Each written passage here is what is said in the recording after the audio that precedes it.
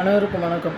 இப்போ வந்து 10வது 12வது annual exam question paper public exam question paper leak ஆகிடுச்சு அப்படின்னா 10வது 12வது பரீட்சை எல்லாத்தையுமே கேன்சல் பண்ணிடலாம்.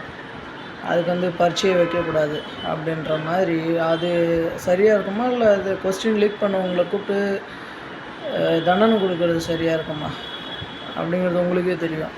அப்படி இருக்குள்ள நீட் கொஸ்டினை லீக் பண்ணவங்களை கண்டிக்கிறது சரியாக இருக்குமா, நீட் அப்படின்ற ஒரு சிஸ்டத்தையே தூக்குறது சரியாக இருக்குமா? இந்த ஒரு சின்ன அடிப்படை புரிதல் கூட இல்லாமல் விஜய் வந்து இன்றைக்கி மாநில அரசு கூட நின்றுட்டுருக்காரு. எனக்கு தெரிஞ்சு அவர் நீட் வந்ததுக்கப்புறம் ஏழை பிள்ளைகள் எவ்வளோ மருத்துவம் படிக்கிறாங்கன்றது அவர் தெரியாமல் இருக்குன்னு நினைக்கிறேன். நீட் இல்லைன்னா இது சாத்தியம் கிடையாது. எனக்கு தெரிஞ்சு அவருடைய பையனை டாக்டராக்க முயற்சி பண்ணுறாருன்னு நினைக்கிறேன். நீட் எடுத்துகிட்டு ஈஸியாக என் பையனை காசு கொடுத்து டாக்டர் ஆகிடலான்னு முயற்சி பண்ணுறாருன்னு நினைக்கிறேன். தமிழக மக்களே உஷா.